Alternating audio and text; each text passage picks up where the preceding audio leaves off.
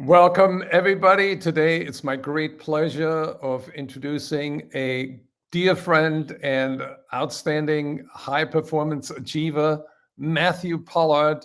He is the author of a book, two books actually. He is really the expert in introversion, how introvert people can sell and be more effective and achieve higher performance. Welcome, Matthew. Mate, I'm excited to be here. Thanks for having me. So you have written The Introvert's Edge, and you have discovered something really interesting, that there is a hidden superpower in everybody. Can you describe what that is? Yeah, I mean, the truth is that I think the biggest barrier for especially a lot of introverts is they believe they can't sell or they don't have gifted gab. And it's really interesting considering that even Brian Tracy, who's a big extrovert, will say the top 10% of all sales performers have a planned presentation. And I mean, introverts are the best at planning, right? So they're best at preparation. They're willing to do the hard yards. It's just that they don't believe that they can. And they've got these amazing abilities of empathy, active listening, which are becoming even more critical now, especially when we have much more condensed sales timeframes that we have to, the time we actually get with our clients. So I believe that introverts actually have the edge when it comes to sales because they're going to plan and prepare before they get to the call. And truthfully, they are going, if once they learn to articulate that they've done that planning and preparation so that the customer doesn't think they're just like everybody else, and then they'll follow a much more regimented structure because it's been proven to work more effectively, they'll just deliver better results. And especially for the senior leaders that are listening, if you're tired of the roller coaster ride that most of your sales teams kind of live on and most of your sales targets kind of live on, then you need more predictable results. And salespeople that are introverted tend to provide that. And more effectively, they actually provide top tier results in a predictable way. The problem is that the way most people train salespeople actually allows them to follow their natural way of selling, which actually doesn't lead to great results and also doesn't lead to predictable ones. So I was wondering, when I listened to you, I wonder if the introvert is developing a higher level of internal performance that precedes the external performance. So you'll find that an introvert is far better at self-regulation, delayed gratification, all the things that are required to not just say, I'm going out today and I'm just going to get a deal. So you'll find that that lone wolf salesperson just goes out and makes it happen from day one. An introvert's not going to be that person. But the person that is going to learn in a regimented way all the skills, and that you're right, that requires mindset. It requires a belief in themselves that they can do it. And that's why a lot of introverts don't try it. Why run the marathon if you're not, even going to make the end? But if you know you can place, if you know you could even win with a lot of effort, then introverts are very willing to do that in a regimented way. And I think that a lot of introverts are very open to doing the work and being methodical, which, yes, that's all internal game that provides external rewards. So it's really the inner game of selling that introverts play a little better than the extroverts. Yeah, I think that you're a big believer in this too. So I know that I'm preaching to the choir, but I mean, mindset is everything when it comes to selling. And I think that a lot of people focus on constantly teaching people new tactics when truthfully people's internal belief in themselves and making sure that their passion, their mission, their focus is aligned with your organization, and actually making the pain worth the gain is really where the biggest dividends can be. And also, it's funny when people don't have that filled, it also becomes all about them. So you'll see a lot of salespeople behave like it's all about them. And that's because they're in a world that's unfulfilled. It's because they feel like they're looking for external validation that they're on the right track, or to brag, because if it's not about the money and the bragging rights, then what is it for? So I feel like a lot of organizations struggle to really deliver powerful reasons for why they do what they do. And I find a lot of organizations are very mission driven, but fail to deliver that to the sales team. And even in the hiring environment often struggle to convey that, which is even worse. But then once you get past that, there's also the problem of when we're actually selling. Like, for instance, I teach storytelling a ton when I'm doing sales kickoffs. And you get a lot of times what I'll do is I'll invite some seller up on stage to share their story. And the story's all about them. It's about how they got this deal, and it was all because they were so great at rapport and relationship, and they locked in this deal. I mean, the customer wasn't even involved. I mean, gosh, the customer was so lucky to have met this person. It's horrific.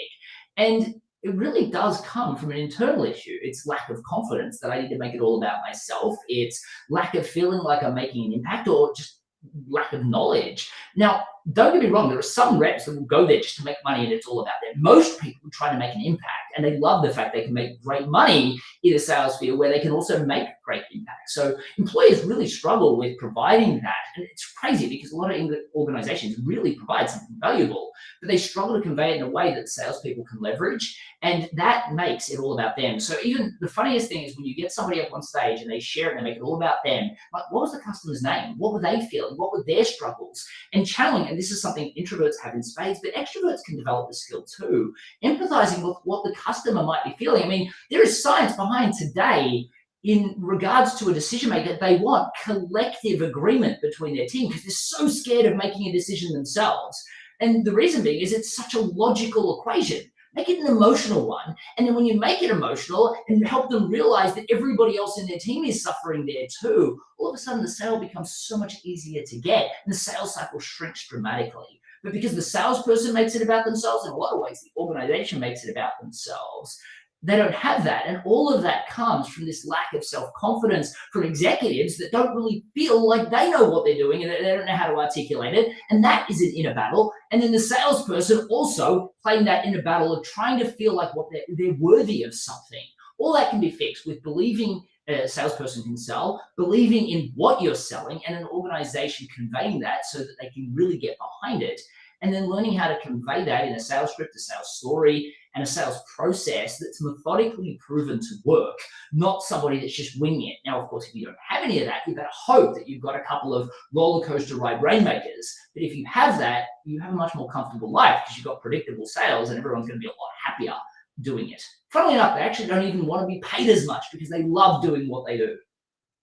Well, you raised a lot of really interesting points. And if you want to hear a lot more from Matthew, I suggest you use and join us at Sales Summit on December 6th and 7th, where Matthew will deliver a keynote. And actually, there's a little play on words between AI. What AI stands for in our context is artificial intelligence. But what Matthew is going to talk about is the AI, which is the authentic intelligence. And tell us a little bit more about what you're going to cover.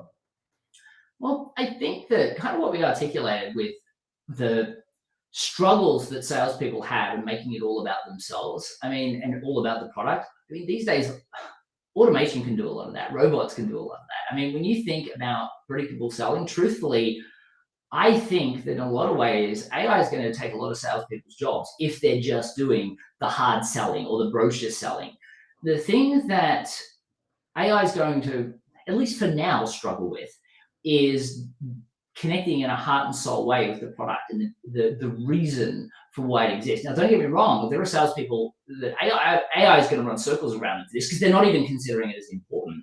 But if you're trying to communicate passion and mission and why you care about working with an organization and why this initiative is significant, not from just bottom line, but being able to empathize with the team members and what they're going through and how this implementation is going to scare them and they're going to need buy-in from them, but also deliver them a better outcome.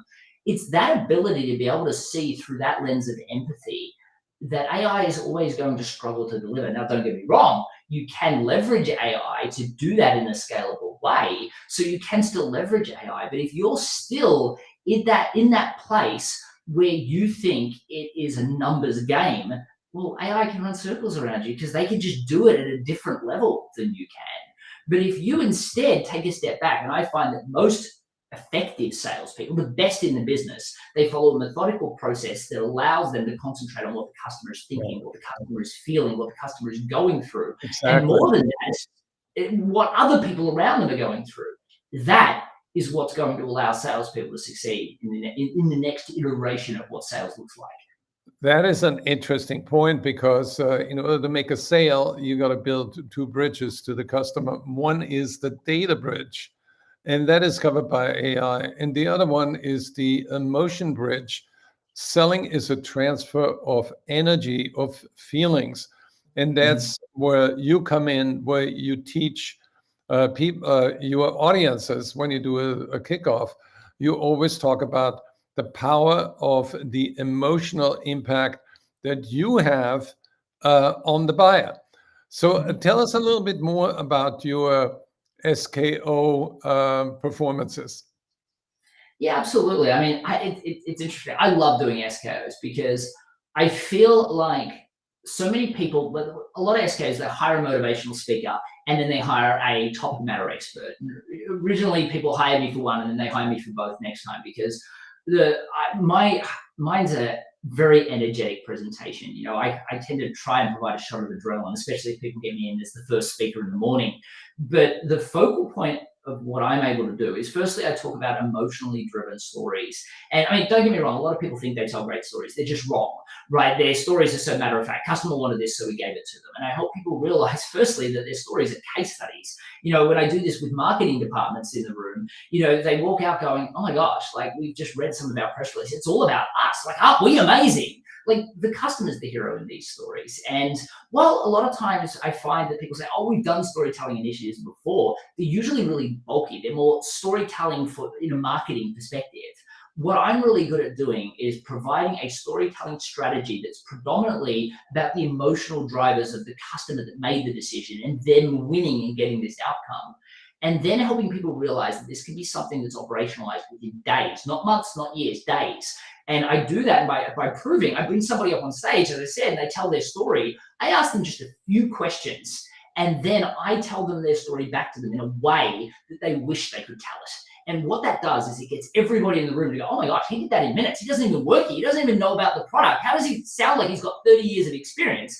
And then they realize one story told well, and this for people that have got thousands of people that they're onboarding, new organizational team members, they're like, oh my gosh, this is going to be 9 months to get these people to be effective. Seeing that I can deliver one story and come across like I've got 30 years of experience is transformative for how much it's going to do for your bottom line. But even for those sellers that have been entrenched doing things the same way, they're like, you know what, I don't want to spend 6 months trying to learn a whole sales process. Get them to learn one story and get them to tell it that way changes everything.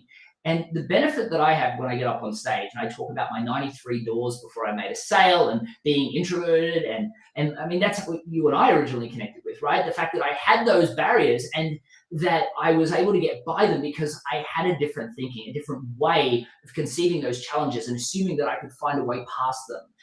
But yet also going on to being responsible for 5 multi-million-dollar success stories and becoming the number one salesperson in that company that I was working with originally. It gets the high achievers to stop and listen, but it also gets the lowest performers to go, what, you know what, this guy was worse off than me. I can do it too. And that's why it blends together ideology and strategy that can be instantly implemented for ROI, but also the motivational keynote that it needs to be to get people inspired that I think all sales kickoff speakers have a duty to do. Unfortunately, a lot of them don't. I feel very few blend together real raw emotion and motivation with techniques that are not only going to last the test of time, but can be implemented instantly. Because if they can't, well, we know what happens in sales world. We do a sales kickoff, we talk about a topic, and everyone's really excited for like a minute until we get back to KPIs and objectives and we forget about it. And then there's a new sales strategy flavor of the month next quarter. So we just need to get something that works that we can implement straight away and where people can walk out tomorrow and use it. And that's what I do during these sales kickoffs. Well, while you were talking, I was double tasking and then asked ChatGPT to create an acronym with the word story that illustrates the skills of a storyteller. So the words are suspenseful, transformative, observant, relatable, and the why is difficult, yet to be told, which says they have a knack for crafting unique and original tales, bringing something fresh and new to their storytelling.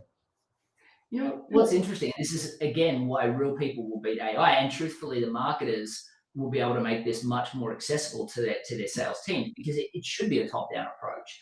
But what I find is most organizations, they're so focused on, okay, we need to make sure everybody's got a white paper on the applications of every product. It's just overwhelming for a lot of reps. What I say is, okay, well, let's look at one specific customer need. Let's create one story. Let's learn to tell it well and forget about becoming a storyteller. That is, I mean, don't get me wrong. Once you learn the ideology, and we can do that in a sales kickoff, I give them a little template they can put on their desk so they can tell stories on the fly.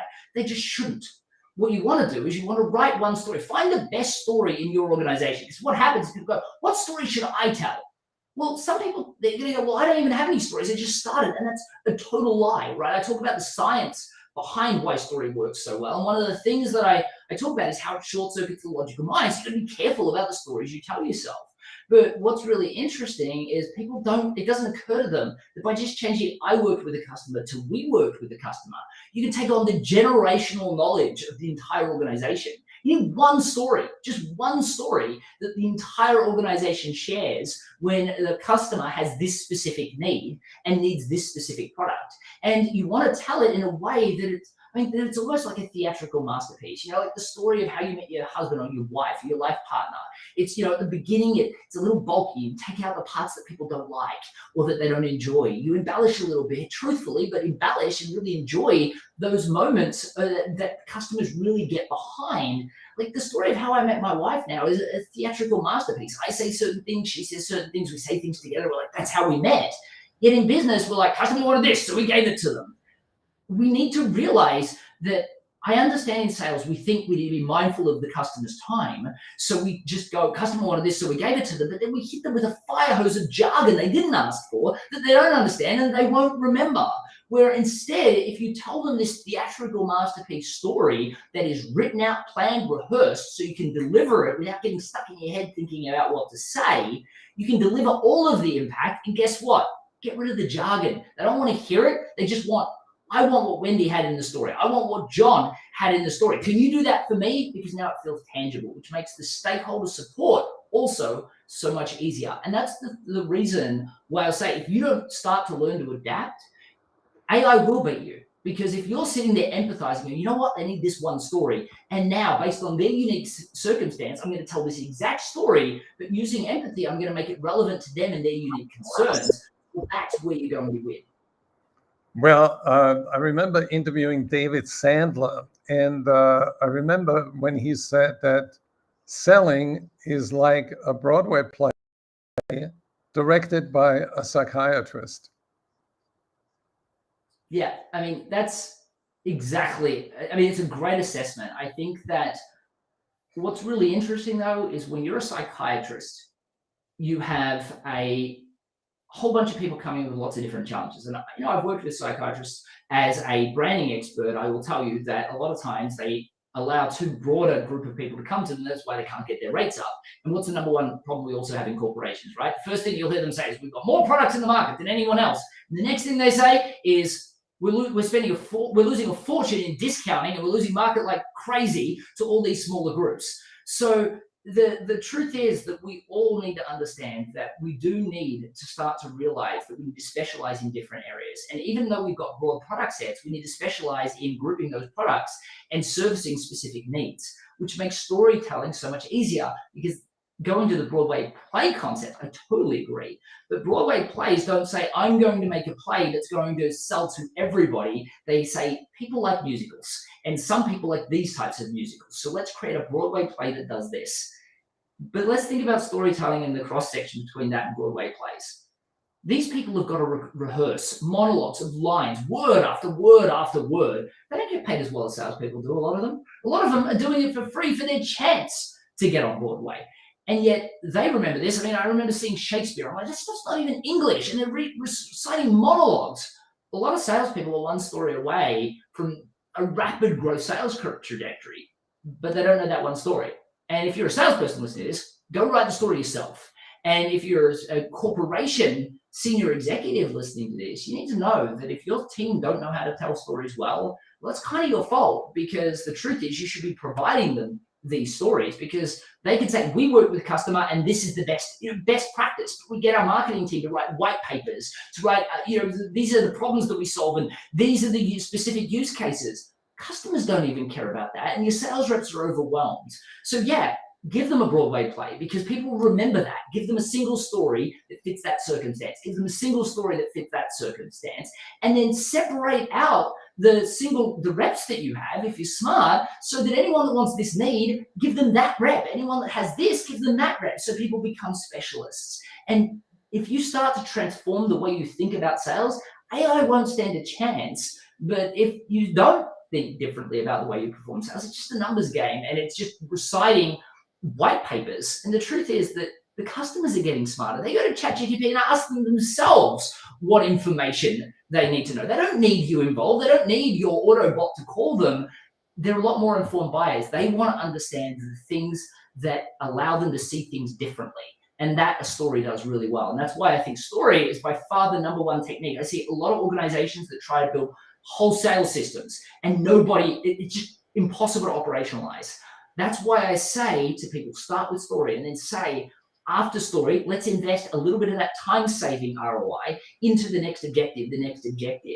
But I find a lot of organizations are trying to do too much in a sales kickoff. They're trying to do too much for their sales team. What they need to do is a lot less, but they need to focus on things that have a meaningful impact on their sales team. When I say that, they also want to close more deals. So give them a story that allows them to make more money, that allows them to hit their KPIs, and as a consequence, your organization will make a ton more as well. And that's why I find that sales kickoffs, I get asked to do this event over and over again because they go, storytelling, it's a big initiative. No, it's not. It takes days.